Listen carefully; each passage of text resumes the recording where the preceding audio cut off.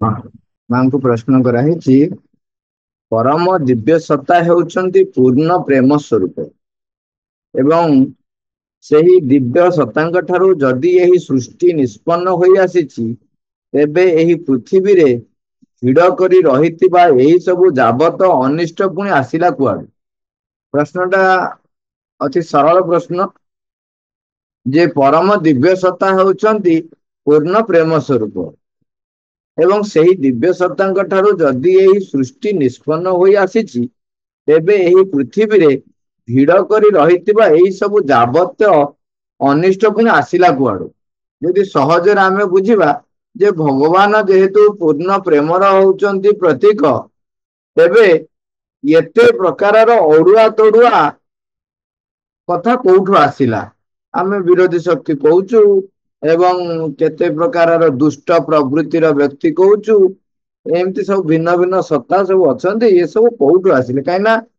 ଆମେ ସାଧାରଣତଃ ସବୁବେଳେ ଗୋଟାଏ ପ୍ରଶ୍ନ, ଯଦି ଆମ୍ବ ଗଛରୁ ଆମ୍ବ ଟାକୁଆଟେ ହବ, ଆମ୍ବ ଗଛରେ ଆମ୍ବ ଫଳିବ, ଟାକୁଆଟେ ହବ, ଟାକୁଆ ଫଳିଲେ ଆମ୍ବ ଗଛ ହବ, ତେଣୁ ସେଇ କ୍ୱାଲିଟି ତ ବାହାରିବା କଥା ଆମ୍ବ ନା। ତେବେ ଭଗବାନଙ୍କର ସୃଷ୍ଟିରେ ତେବେ ଏଇ ସବୁ ଅନିଷ୍ଟକାରୀ ସତ୍ତା ମାନେ କେମିତି ହେଇଛନ୍ତି, ତାଙ୍କ ଠାରୁ ସୃଷ୍ଟି ହେଇଥିବ? ମା କହୁଛନ୍ତି, ଏଠି ଯାହା କିଛି ଅଛି ତାହା ପରମ ଦିବ୍ୟ ସତ୍ତାଙ୍କ ଠାରୁ ନିଷ୍ପନ୍ନ ହୋଇ ଆସିଛି। ମାତ୍ର ସେହି ଏକମେବ ପରମ ଚେତନା ଓ ସର୍ବୋଚ୍ଚ ସତ୍ତା ଆପଣା ମଧ୍ୟରୁ ସିଧା ଏହି ପୃଥିବୀକୁ ସୃଷ୍ଟି କରି ନାହାନ୍ତି। ତାଙ୍କ ଭିତରୁ ଏକ ବିଶେଷ ସାମର୍ଥ୍ୟ ନିର୍ଗତ ହୋଇଛି। ଆପଣା କ୍ରିୟାଶୀଳତାର ନାନା ସୋପାନ ମଧ୍ୟ ଦେଇ ଗତି କରି ତାହା ନିମ୍ନକୁ ଆସିଛି ଏବଂ ଅନେକ ମଧ୍ୟବର୍ତ୍ତୀ ଆଶ୍ରୟ ଦେଇ ଆସିଛି। ତେଣୁ ସର୍ଜନାକାରୀ ବା ରୂପ ନିର୍ମାଣକାରୀ ପ୍ରକୃତରେ ଅନେକ ଅଛନ୍ତି ଏବଂ ସେଇମାନେ ହିଁ ବିଶ୍ୱ ସର୍ଜନାରେ ଅଧିଷ୍ଠାତା ହୋଇ କାର୍ଯ୍ୟ କରିଛନ୍ତି। ସେମାନଙ୍କୁ ଆମେ ମଧ୍ୟବର୍ତ୍ତୀ ଗୋଟିଏ ଗୋଟିଏ ଆଶ୍ରୟ ବୋଲି ଜାଣିବା ଏବଂ ମୁଁ ସେମାନଙ୍କୁ ପ୍ରକୃତରେ ସୃଜନକାରୀ ବୋଲି ନ କହି ରୂପ ପ୍ରଦାନକାରୀ ବୋଲି କହିବାକୁ ହିଁ ଅଧିକ ପସନ୍ଦ କରୁଛି। କାରଣ ସେମାନେ ବସ୍ତୁକୁ ସୃଷ୍ଟି କରିନାହାନ୍ତି, ବସ୍ତୁକୁ କେବଳ ଏକ ନିର୍ଦ୍ଦିଷ୍ଟ ବାହ୍ୟ ଆକୃତି ଦେଇଛନ୍ତି, ଏକ ନିର୍ଦ୍ଦିଷ୍ଟ ପଥରେ ଧାବିତ କରି ନେଇଛନ୍ତି ଓ ତାହାକୁ ଏକ ବିଶିଷ୍ଟ ସ୍ୱଭାବ ସହିତ ଯୁକ୍ତ କରିଛନ୍ତି। ଏପରି ରୂପ ପ୍ରଦାନକାରୀ ଅନେକ ଅଛନ୍ତି। ସେମାନଙ୍କ ଭିତରୁ କେତେକ ସୌଷମ୍ୟଯୁକ୍ତ ଏବଂ ହିତକର ବସ୍ତୁ ଗୁଡ଼ିକୁ ତିଆରି କରିଛନ୍ତି ଏବଂ ଆଉ କେତେକ ଅନିଷ୍ଟକାରୀ ଖଳତାଯୁକ୍ତ ବସ୍ତୁ ଗୁଡ଼ିକୁ ତିଆରି କରିଛନ୍ତି ଏବଂ ସେମାନଙ୍କ ମଧ୍ୟରୁ ଏଭଳି ଆହୁରି କେତେକ ବି ଅଛନ୍ତି ଯେଉଁମାନେ କି ନିର୍ମାଣ କରିବା ଅପେକ୍ଷା ଅଧିକତର ପରିମାଣରେ ବିକୃତ କରି ପକାଇଛନ୍ତି। କାରଣ ଯେଉଁଗୁଡ଼ିକୁ ଅନ୍ୟମାନେ ଯଥୋଚିତ ଭାବରେ ଆରମ୍ଭ କରିଥିଲେ, ଏମାନେ ସେଗୁଡ଼ିକରେ ଆସି ହସ୍ତକ୍ଷେପ କରିଛନ୍ତି ଓ ସେଗୁଡ଼ିକୁ ବିଗାଡ଼ି ଦେଇଛନ୍ତି। ମା ଆରମ୍ଭରୁ କହୁଛନ୍ତି, ମା କହୁଛନ୍ତି ଏ ଯୋଉ ସୃଷ୍ଟିଟିରେ ଭିନ୍ନ ଭିନ୍ନ କଥା ରହିଛି, ଯୋଉ କହୁଛନ୍ତି ଯେ ଇଏ ସବୁ ଯାକ ସେଇ ଯୋଉ ପରମ ଚେତନା, ଏକମୟ ପରମ ଚେତନା, ସର୍ବୋଚ୍ଚ ସତ୍ତା, ତାଙ୍କର ମଧ୍ୟରୁ ଇଏ ପୃଥିବୀକୁ ଏଇ ଯୋଉ ଘଟଣା ଗୁଡେ ସବୁ ହେଇଛି ତାକୁ ସେ ସିଧା ସୃଷ୍ଟି କରି ନାହାନ୍ତି। ତାଙ୍କ ଭିତରୁ କଣ ହେଇଛି, ବିଶେଷ ସାମର୍ଥ୍ୟ ସେ ବାହାର କରିଦେଇଛନ୍ତି ବା ନିର୍ଗତ ହେଇ ଆସିଛି। ସେଇ ସାମର୍ଥ୍ୟକାରୀ ସତ୍ତା ଗୁଡିକ, ସେଇ ଯୋଉ ସତ୍ତା ଗୁଡିକ ଆସିଲେ ଏବଂ ତାପରେ ପୁଣି ଅନେକ ଗୁଡିଏ ସୋପାନ ଦେଇକି ଗତି କରିକି ସେ ଆସିକି ଏଠି ପହଞ୍ଚିଛି। ଯେମିତିକି ଆମେ ଜାଣୁଛୁ ଯେ ପରମ ଚେତନା ବା ସର୍ବୋଚ୍ଚ ସତ୍ତା, ସିଏ ଯେମିତି ତାକୁ ବର୍ଣ୍ଣନା କରାଯାଏ ବା ଆମେ ବୁଝିଲା ଭଳିଆ ଭାଷାରେ କୁହାଯାଏ ଯେ ସିଏ ପରମ ଚେତନା ଯେତେବେଳେ ନିମ୍ନକୁ ଆସିଛନ୍ତି, ତାଙ୍କର ଯେ ସମସ୍ତ ସାମର୍ଥ୍ୟ ରହିଛି, ଯୋଉ ଭିନ୍ନ ଭିନ୍ନ ସାମର୍ଥ୍ୟ ଏଠି ପରିପ୍ରକାଶ ହେଇଛି, ନିଶ୍ଚେତନା ମଧ୍ୟରେ ସେ ମଧ୍ୟ ପ୍ରବେଶ କରିଛନ୍ତି जोटा कि परम चेतनांकर ठीक विपरीत अवस्था एवं सेठू धीरे धीरे कौन होची ना सृष्टि नूतन नूतन रूप नौची एवं सेई सृष्टि जो नूतन रूप नौची से रूप गुड़िक बा नूतन सृष्टि से परम चेतना आड़क जो गति करुची जो यात्रा करुची सेटा होची आमर विवर्तनर यात्रा बा आमे ताको कहूचे इवोल्यूशन जो आमे कहूचे प्रथमटा हला इनवोल्यूशन तापरटा होची इवोल्यूशन तेणु परम चेतना सर्वोच्च सत्ता भिन्न भिन्न स्तर देकी भिन्न भिन्न स्तर देकी आसिकी पहुंचले कोठी ना ठीक तांकर विपरीत अवस्था जोटा कि आमे कहूचे निश्चेतना परम चेतना रे सर्व ज्ञान सर्वशक्ति ज्योतिर्मय निश्चेतना रे पूर्ण अंधकार तमाने जोटी आलोकर अनुपस्थित रही एवं अज्ञानता तमाने ज्ञानर अनुपस्थित रही निश्चेतना कोठी चेतनार अनुपस्थित रही मिथ्या आम जोटा कहूँ सत्यर अनुपस्थित रही तेणु समग्र अनुपस्थिति जो परम आड़ को जो यात्रा प्रथमे जो अनुपस्थित आसिक प्रवेश कले सेटा हला आमर निवर्तन तापर ठारू जो संपूर्ण अनुपस्थिति पूर्ण उपस्थिति परम चेतना बा सर्वोच्च चेतना आड़ को जो यात्रा सेटा होची इवोल्यूशन तेणु ता भीतर से माँ कहते कौन ना अनेक सोपान देकी सी आसी तले पहुंची एवं तले पहुंचला परे तांकर जो सामर्थ्य जो भिन्न भिन्न सामर्थ्य युक्त सत्ता गुड़ी को सेमाने कौन करचंती ताकू सब भिन्न भिन्न रूप देइचंती निश्चेतनारू जेतेबेले परम चेतना आड़ को आमे गति करूचंती सेतेबेले एई रूप निर्माणकारी प्रकृतर अनेक अछंती से माता कहते मुझे सर्जनाकारी न कहीकि वर रूप निर्माणकारी कह तेणु रूप निर्माणकारी जो आम आलोचन शुणी जानुंट जे ब्रह्मा होती आमर सृष्टिकर्ता बोली ब्रह्मा सृष्टि कला बेले प्रथम केमती जीव जो सृष्टि करथिले काहाकू कौन देबे बा किए कौन आशा करिवो से माने समस्त जाइकी भगवान को पाखरे बा ब्रह्मा को पाखरे जाइकी पहुंचिले जहार जहा मागुणी रहिला से अनुसार ब्रह्मा तांको बांटी चंती तेणु एठी प्रकृत एक सिंबलिक भाव में कहुची जो सत्ता गुड़िक जो जो सामर्थ्य से माने ब्रह्मा पाखु आशा कले से सामर्थ्य नहीं कि आसिले एवं से जो अनेक सत्ता रहिले जो मध्यवर्ती एमान सब होचुनी मध्यवर्ती आश्रय ब्रह्मा आमे जो कहूँ सृष्टिकर्ता बोली सी भी परम पाखु ब्रह्मा होचुनी आउ जने मध्यवर्तीकारी मध्यवर्ती आश्रय तांकु दायित्व भार मिलला जेमती आमे कहउचंदी कोन ना सृष्टि रो भार मिलला तेणु तापरे पुणी कौन है ना भिन्न भिन्न सत्ता माने आसिकी ब्रह्मा पाखु सामर्थ्य नहीं कि गले तेणु यही से माँ लिखते लिखुं माँ सर्टकट माने जी अल्प लिखते जे सेगुड़ी को आम रूप निर्माणकारी बोली कहबा सेमानंकर ए रूप निर्माणकारी प्रकृति अनेक अच्छा एवं से माने ही विश्व सर्जन अधिष्ठाता होकर कार्य करिसेंती तेणु तांको भितरु जी जो भली भाव रूप प्रदान कला वर्तमान से भलिया जीव माने सृष्टि होइचंती है से जो सृष्टिकारी बा रूप प्रदानकारी जो सत्ता गुड़िक ता भितर माँ कहते से माने कौन कहले केवल बाह्य आकृति देइचंती भिन्न भिन्न सामर्थ्य को बाह्य आकृति देइचंती जो सामर्थ्यटा कि जो बाह्य आकृति पाइछि तापर से सामर्थ्य तार परिप्रकाश हब विकसित हब एवं परम चेतना पाखक से जाइकरी पहुंचब एवं परम चेतना को अविकृत भाव से जेपरी परिप्रकाश करिवो तार यात्रा चलिवो से सृष्टि भितर कौन है ना केते गुड़िए अति सौसम्य युक्त हितकर वस्तु गुड़िक तैयारी करछंती एवं आउ किछि कौन करछंती विपरीत भाव विकृत करछंती एवं एठी बढ़िया भाव कहउछंती माँ कहउछन सुंदर भाव आम बुझिला भलिया कहउछंती एभली आउरी केतक भी अछंती ଯେଉଁମାନେ କଣ କଲେ ନିର୍ମାଣ କରିବା ଅପେକ୍ଷା ଯେତେବେଳେ ସୃଷ୍ଟି କରୁଛନ୍ତି ଅନ୍ୟମାନେ ତାଙ୍କ କାମରେ ହସ୍ତକ୍ଷେପ କରି ତାକୁ ବିକୃତ କରିଦଉଛନ୍ତି। ତେଣୁ କହୁଛନ୍ତି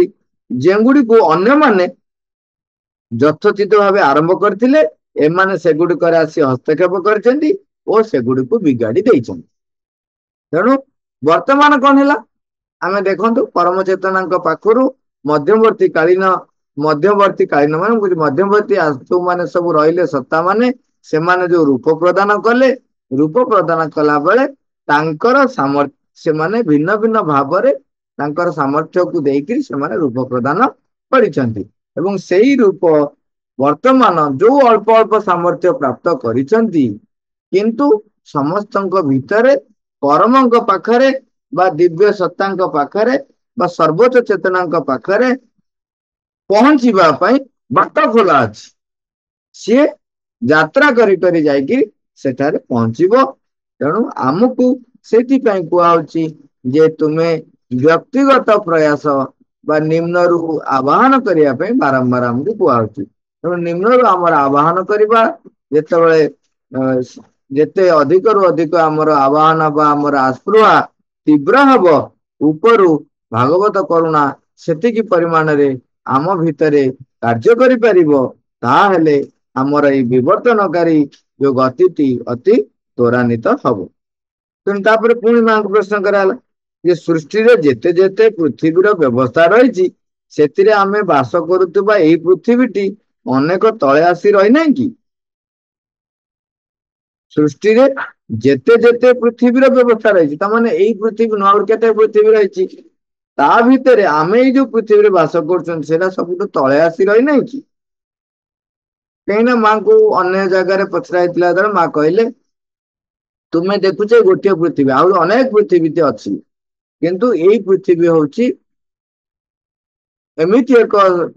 ପୃଥିବୀ ଯୋଉଠି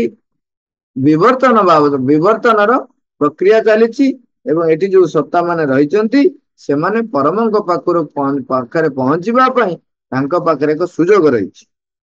ମା ଲେଖୁଛନ୍ତି ଆମର ଏଇ ପୃଥିବୀଟି ହଉଛି ସର୍ବାପେକ୍ଷା ଅଧିକ ପରିମାଣରେ ଭୌତିକ ହୋଇ ରହିଥିବା ପୃଥିବୀ। ଭୌତିକ ମାନେ ଜଡ଼ ସ୍ତରରେ ଦେଖାଯାଉଛି, ରୂପ ଗ୍ରହଣ କରିଛି, ମାତ୍ର ତା ବୋଲି ଯେ ତାହା ଯେ ଅତ୍ୟନ୍ତ ତଳେ ଆସି ରହିଛି ସେ କଥା ମୋଟେ ସତ ନୁହେଁ। କାହିଁକିନା ସୂକ୍ଷ୍ମ ସ୍ତରରେ କଣ ଘଟୁଛି ନ ଘଟୁଛି, କିନ୍ତୁ ଭୌତିକ ସ୍ତରରେ ଯେତେବେଳେ ଜଡରେ ଯୋଉ ରୂପ ପାଇଯାଉଛି ସେତେବେଳେ ଆମକୁ ଲାଗୁଛି ଯେମିତି ଏହା ବହୁତ ତଳେ ଅଛି। ମା କହୁଛନ୍ତି ଏଇଟା ମୋଟେ ସତ ନୁହେଁ। ଅନ୍ତତଃ ସେହି କାରଣରୁ ତାହା କଦାପି ସେପରି ହୋଇ ରହିନାହିଁ। ଏହି ପୃଥିବୀ ଏତେ ତଳେ ଆସି ରହିଛି ତାର କାରଣ ହେଉଛି ଯେ ତାହା ତମସାବୃତ ହୋଇ ରହିଛି, ଅଜ୍ଞାନ ଦ୍ୱାରା ଆଚ୍ଛନ୍ନ ହୋଇ ରହିଛି। ସର୍ବାପେକ୍ଷା ଅଧିକ ଭୌତିକ ହୋଇ ରହିଛି ବୋଲି ଯେ ଏତେ ତଳେ ରହିଛି ସେ କଥା ଆଦୌ ନୁହେଁ। ଭୌତିକ ମାନେ ଯୋଉ ସ୍ଥୂଳ ରୂପ ଗ୍ରହଣ କରିଛି ବୋଲି ତମେ କହୁଛ ଯେ ତଳେ ରହିଛି ସେ କଥା ନୁହଁ। ଇଏ କାହିଁକି ତଳେ ରହିଛି ନା ଅଜ୍ଞାନ ଆଉ ତାମସିକତା ବା ତମସା ଅନ୍ଧକାର ତାକୁ କଣ କରିଛି ଗୋଟେ ଆଚ୍ଛନ୍ନ କରି ରଖିଛି, ସେଇଥିପାଇଁ ତମକୁ ଏତେ ତଳେ ଲାଗୁଛି। ଜଡ ବା ଭୌତିକତାକୁ ତମସା ଏବଂ ଅଜ୍ଞାନର ସମବାଚୀ କରି ଗ୍ରହଣ କରିବା ଆଦୌ ଠିକ ନୁହେଁ। ଅନ୍ଧକାର ଏବଂ ଅଜ୍ଞାନତା ସହିତ ଜଡକୁ ତମେ ଯୋଉ ତୁଳନା କରୁଛ ସେଟା ଠିକ ନୁହେଁ। ଏବଂ ଆମେ ଯେ କେବଳ ଏଇ ଭୌତିକ ପୃଥିବୀଟି ଏଠି ବାସ କରୁଛୁ ସେ କଥା ମଧ୍ୟ ଠିକ ନୁହେଁ। ବରଂ ଏପରି କହିବାକୁ ହେବ ଯେ ଆମେ ଯୁଗପତ ଭାବରେ ଏକାଧିକ ଜଗତରେ ବାସ କରୁଛୁ ଏବଂ ଏହି ଭୌତିକ ଜଗତ ହେଉଛି ସେଥିମଧ୍ୟରୁ ଗୋଟିଏ ଦୃଷ୍ଟିରୁ ଏହାକୁ ସମସ୍ତଙ୍କ ମଧ୍ୟରେ ଅପେକ୍ଷାକୃତ ଅଧିକ ମହତ୍ୱପୂର୍ଣ୍ଣ ବୋଲି ବି କୁହାଯାଇପାରିବ। କାରଣ ଜଡସ୍ଥ ଏଇ ଜଗତଟି ଅନ୍ୟ ସବୁ ଯାକ ଜଗତ ଲାଗି ଏକ ସଂକେନ୍ଦ୍ରଣ ବିନ୍ଦୁ ହୋଇ ରହିଛି। ଏହି ଜଗତଟିରେ ହିଁ ଅନ୍ୟ ଯାବତୀୟ ଜଗତ ମୂର୍ତ୍ତ ରୂପ ଧାରଣ କରିପାରିଛନ୍ତି ଏବଂ ଏହି ଜଗତରେ ହିଁ ଅନ୍ୟ ଯାବତୀୟ ଜଗତକୁ ପ୍ରକଟ ଓ ଅଭିବ୍ୟକ୍ତି ହେବାକୁ ପଡିବ। ବର୍ତ୍ତମାନ ଏହି ଜଗତରେ ନାନା ଅସମଞ୍ଜସତା ଏବଂ ଅସ୍ପଷ୍ଟତା ରହିଛି ସତ, ମାତ୍ର ଆମେ ତାହାକୁ କେବଳ ଏକ ଆକସ୍ମିକତା ବୋଲି ଜାଣିବା, ଏକ ଭୁଲ ଆରମ୍ଭ ବୋଲି ଜାଣିବା। ଦିନେ ଏହି ଜଗତ ନିଶ୍ଚୟ ସୁନ୍ଦର ହେବ, ଛନ୍ଦମୟ ହେବ, ଆଲୋକମୟ ହେବ, କାରଣ ସେଇ ଚରମ ଉପଲବ୍ଧିଟି ଲାଗି ହିଁ ଏକଦା ଏହି ଜଗତର ନିର୍ମାଣ ହୋଇଥିଲା। जोटा आम आरंभ अलरेडी आलोचना करुँच शेष लाइन रे माँ कहते जे उपलब्धि चरम उपलब्धि लगिटी ही एकदा ये जगतर निर्माण होइथिला ताने एई चरम उपलब्धि आड़क आमर यात्रा ही हूँ विवर्तन एवं आम निश्चयता प्राप्त हवा एवं मझिरे जो आलोचना कले कहले कौन आमे एई पृथ्वी रे बसवास करुचु ता सहित अन्य जगत रे मध्य आमर बसवास अछि कहीं आम भीतर अनेक सत्ता रही आमर सूक्ष्म स्तर रे आमे भिन्न भिन्न जगत रे बसवास करुछु जो माने ए विषय सचेतन हुआ से माने जानी पारंती एवं आउ गोटे गुरुत्वपूर्ण कथा हमको जनइले जे एटा हूँ यही दृष्टिकोण एटा महत्वपूर्ण कौन ना जड़स्थ एई जगतटी अन्य सबुजाक जगत लगे एक संकेन्द्रण बिंदु रही एवं एई जगतटी ही अन्य जावतीय जगत मूर्त रूप धारण कर पारिछंती सेतिपई माँ कहउछंती जे जेते जण भी जदि जो जो सत्ता माने सब भिन्न भिन्न स्तर रे रहिछंती सेमाने जदि परमत्व को प्राप्त करिया को चाहती बा परम सत्तांकर से जो गुणावली बा जो शक्ति सामर्थ्य रही जदि प्राप्त करिया को चाहती तेबे सेमाने एही पृथ्वी को आसी जन्म ग्रहण करिया को पड़िबो एवं एही पृथ्वी कौन करछि समस्त को धारण करिकिरी तांको एक सुजोग दब चरम उपलब्धि रे पहुंचीबा भाई यही जगत रे ही अन्य जावतीय जगत को प्रकट और अभिव्यक्ति हेबाकू पड़िबो तेणु आमर एठी निश्चय सुंदर हबो छंदमय हबो आलोकमय हेबो यही पृथ्वी रे विवर्तन धारा चली तेणु जेतेक सत्ता रही से अनेक समय आप देखिथे देवता माने मनुष्य रूप ग्रहण करती जदि अग्रगति थाए आउ गोटे कथा होती जेहेतु सूक्ष्म जगत कथा भी रहिला आपण देखिबे जो ग्रह कथा कुआहेची आमर सबु ज्योतिष शास्त्र रे मंगल शनि ये सब गुड़िक हूँ गोटे गोटे भिन्न भिन्न जगतर कथा एवं बहुत सूक्ष्म जगत अच्छी गंधर्व जगत जमी आम शुणी तेणु आम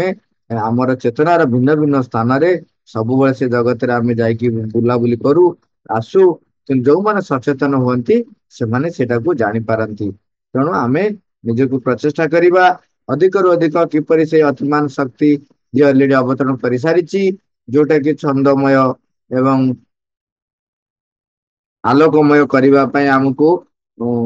अलरेडी प्रयासरत अच्छी एवं कार्यकारी करुच्ची तेणु आम निजक प्रस्तुत करवा तार जंत्र हाँपाई से अनुसार निजक ता हाथ में छाड़ीदबा से जमी कम कर आमको से माँ को प्रार्थना करवा नाम जप करवा माँ को शक्ति को आह्वान करवा से जेपरी आम भितर से परम पाखे पहुंचापी जो अग्नि दरकार से ताकू जालीदेवे एवं आमको से बाटर परिचालित कर। Thank you all.